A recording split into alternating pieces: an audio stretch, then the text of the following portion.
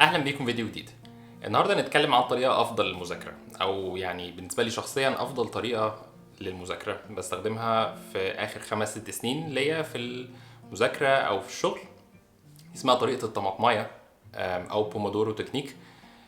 ليه اسمها طريقه الطماطمايه؟ دي بترمز للتايمر بتاع المطبخ اللي بيبقى على شكل طماطمايه، ان انت بتظبطه على 40 دقيقه او 45 دقيقه، تستنى لما الكيكه او الطبيخ اللي بتعمله يخلص. وهو دي الفكره بتاعتها، تايمر بس ان انا انظم بيه وقتي. في معظم الوقت السبب بتاعنا ان احنا مش بنركز في المذاكره او في الشغل اللي بنعمله، ان احنا بنتعب بسرعه او المخ بيرهق بسرعه من المهمه او الحاجه اللي احنا بنعملها. فالهدف بتاع الطريقه دي ان انا اعمل او احط استراحات مسبقه وانا بذاكر، ان انا بعمل جلسه 25 دقيقه. 25 دقيقه دي انا بشغل التايمر وبركز في مهمه واحده او حاجه واحده انا بعملها. 25 دقيقه بيخلصوا، باخد 5 دقايق بريك، وبعد كده ارجع اعمل 25 دقيقه تاني تركيز، 5 دقايق بريك. وكل ما اعمل 4 جلسات 25 دقيقه 5 دقايق، انا كده عملت مجموعه. اخد ساعتها بريك 20 ل 30 دقيقه. اخلص البريك ممكن اعمل مجموعه كمان او كذا جلسه كمان. المهم ان انا في ال 25 دقيقه دي انا بركز في حاجه واحده، ان انا بخلص المذاكره اللي عليا دي. مش بفتح في كل حاجه، انا بركز مثلا بحل 5 مسائل رياضه او بذاكر باراجراف في وات ايفر الحاجه اللي انا بعملها.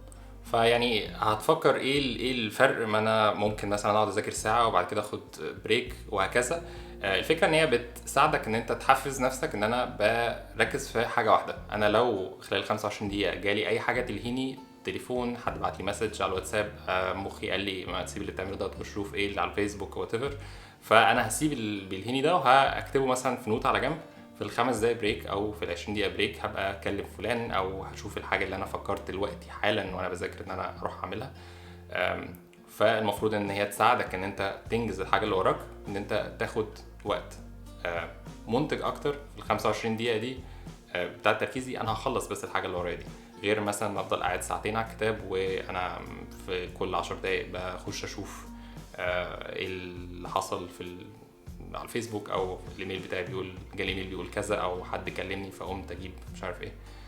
دي الفكره بتاعتها، فكره بسيطه بس الدراسات بتقول ان هي ليها استفاده كبيره، ان انت بتحفز نفسك. انا دلوقتي مضطر ان انا بس اخلص ال 25 دقيقه دي، خلصت جلسه فده انجاز صغير، اخلص جلسه كمان، طب ما اكمل مجموعه 4 جلسات، طب ما اعمل مجموعتين 3، وبعد كده الاقي نفسي اخر اليوم بتراك طبعا الوقت اللي انا اخلصه ده. فده انا خلصت النهارده مثلا 4 ساعات مذاكره كلهم، انا عارف ان انا ركزت فيهم كلهم، غير مثلا انا فاتح كتاب قدامي يعني انا عارف ان في كل شويه انا قمت 10 دقايق، قمت ما اعرفش كلت او شفت حاجه مش مهمه. فده تحفيز ليك شخصيا. تطبق ازاي؟ في ابلكيشن اسمه فورست. الابلكيشن ده على الموبايل برضه على الكمبيوتر ببلاش، وبتتابع عليه الطريقه دي. مش لازم يبقى 25 دقيقه. في مثلا ناس بتذاكر حاجات، انا لو مركز في حاجه معينه مثلا مساله او كود برمجه او كده، فبياخد الموضوع مني اكبر من كده، فممكن تخلي ال 25 دقيقه دي 40 دقيقه او 50 دقيقه، فكده تاخد 5 ل 10 دقايق راحه. والبرنامج ده جميل جدا، ان انت بعد ما بتقعد تعمل مثلا النهارده يعني جلسه، فالجلسه دي بتبقى زي شجره، وانا بعد كده اخش اشوف الجنينه بتاعتي بقت عامله ازاي. بقى عندي النهارده 10 شجرات، بكره بقى عندي معرفش 20 شجره.